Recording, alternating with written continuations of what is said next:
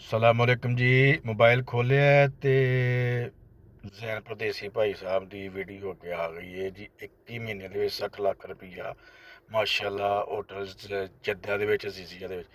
ਉਹ ਜ਼ੈਨ ਭਾਈ ਜਾਨ, ਕਿਉਂ ਲੋਕਾਂ ਨੂੰ ਜਿਹੜਾ ਨਾ ਤੁਸੀਂ ਫੜਾਉਣ ਦੇ ਚੱਕਰ 'ਚੋਂ ਤੇ ਕਿਉਂ ਨਜ਼ਰ ਲਵਾਉਣ ਦੇ ਚੱਕਰ 'ਚੋਂ ਦੁਨੀਆ ਪੈਸੇ ਨਾ ਦੱਸਿਆ ਕਰੋ। ਵੈਸੇ ਮਾਸ਼ਾਅੱਲਾ ਉਹਨਾਂ ਦੀ ਤਰੱਕੀ ਦੱਸ ਦਿਓ, ਲੇਕਿਨ ਕਮ ਅਜ਼ ਕਮ ਪੈਸੇ ਨਾ ਦੱਸੋ ਯਾਰ, ਖੁਦਾ ਦਾ ਖੌਫ ਕਰੋ। ਤੁਹਾਨੂੰ ਪਤਾ ਵੀ ਇਹ ਦੁਨੀਆ ਕਿਸ ਹਾਲ 'ਚ ਜਾ ਰਹੀ ਏ। ਖਾਂਦੇ ਨੂੰ ਕੋਈ ਦੇਖ ਨਹੀਂ ਸਕਦਾ ਤੇ ਭੁੱਖੇ ਨੂੰ ਜਿਹੜਾ ਨਾ ਉਹ ਕੋਈ ਦੇ ਨਹੀਂ ਸਕਦਾ। ਠੀਕ ਏ, ਇਹ ਚੱਕਰ ਏ। ਤੇ ਕਮ ਅਜ਼ ਕਮ ਪੈਸੇ ਨਾ ਦੱਸਿਆ ਕਰੋ ਵੀ ਇੰਨੇ ਲੱਖ ਉਹ ਕਮਾ ਰਿਹਾ ਤੇ ਇੰਨੇ ਲੱਖ ਉਹ ਖਾ ਰਿਹਾ।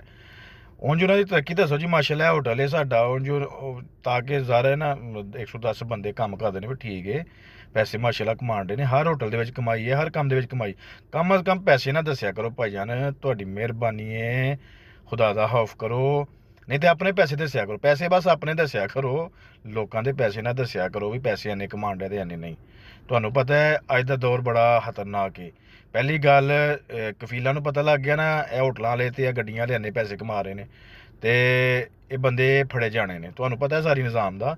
ਦੂਸਰਾ, ਲੋਕਾਂ ਨੂੰ ਵੀ ਪਤਾ ਲੱਗ ਗਿਆ ਤੇ ਅਸਦ ਦੇ ਮਾਰੇ ਲੋਕ ਜਿਹੜੇ ਨਾ ਉਹ ਮਾਸ਼ਾਅੱਲਾ ਤੇ ਕਹਿੰਦੇ ਨਹੀਂ, ਮਾਸ਼ਾਅੱਲਾ ਤਬਾਰਕ ਅੱਲਾ, ਤੇ ਉਹ ਗਰੀਬ ਦਾ ਬਾਰ ਨਜ਼ਰ ਦੇ ਵਿੱਚ ਹੀ ਗਿਆ।